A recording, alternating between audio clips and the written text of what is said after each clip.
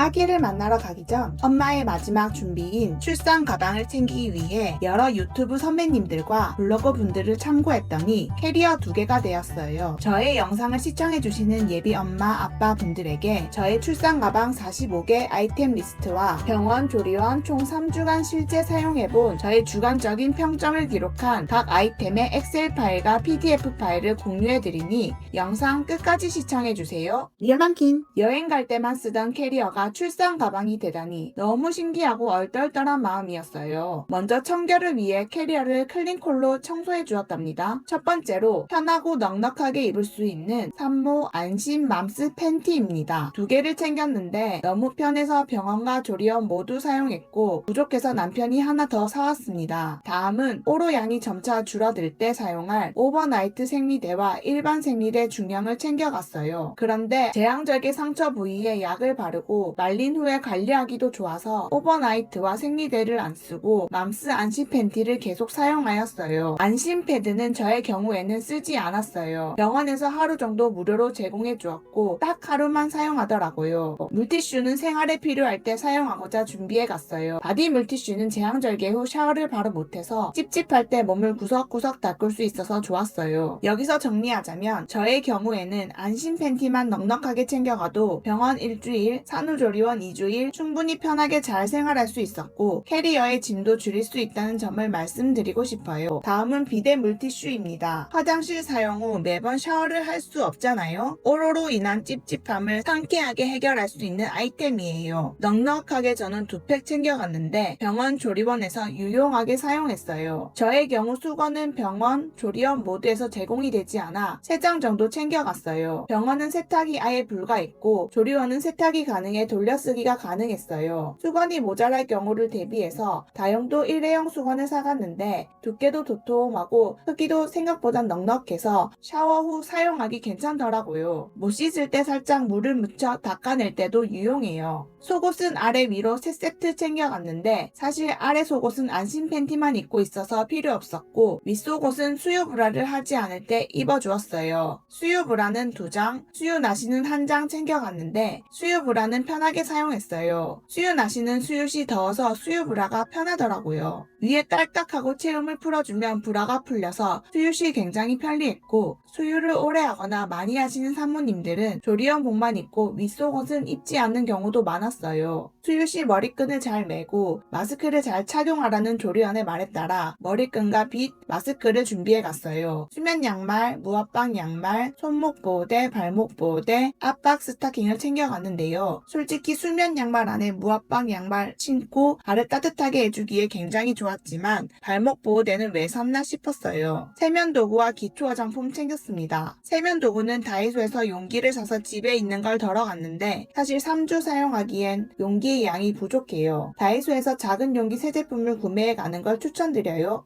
산후 복대는 제왕절개 후 상처 부위를 압박해 덜 아프게 느끼게 해줘서 유용했어요. 구부러지는 빨대는 수술 직후 누워서 물을 먹을 때 굉장히 유용하게 사용했습니다. 수술 전 금식부터 거의 14시간 동안 물을 못 마셨는데 첫 물 한 모금은 정말 꿀맛이었어요. 출산 후 엄마 영양제는 필수로 챙겨줘야 하는 아이템이고요. 수유 패드는 모유량이 많은 산모들은 옷이 젖기도 한다고 하더라고요. 그때 사용하려고 챙겨갔습니다. 모유 저장팩은 아기에게 유축을 해서 갖다 줄 때 필요한 아이템이어서 넉넉하게 챙겨갔는데 저는 모유량이 많지 않아 거의 사용을 하지 못했어요. 가디건은 조리원에서 조금 쌀쌀하다 느낄 때 가볍게 걸치기 좋은 걸 준비해 갔어요. 각 티슈도 챙겼고요. 가위는 맘스 안심 팬티 벗을 때 수술 직후에는 벗기가 불편해서 양쪽을 가위로 잘라 벗었어요. 가위 꼭 챙기세요. 텀블러는 꼭 손잡이가 있는 제품으로 준비해 가세요. 누워서 물을 먹어야 하는 수술 직후에는 굉장히 유용하고 편리했어요. 샤워 시 사용할 샤워볼도 챙겼고요. KF94 마스크는 독감이나 유해균으로부터 우리 아기를 지키기 위한 필수템이에요. 마스크 쓰지 않으면 수유실에 못 들어갑니다.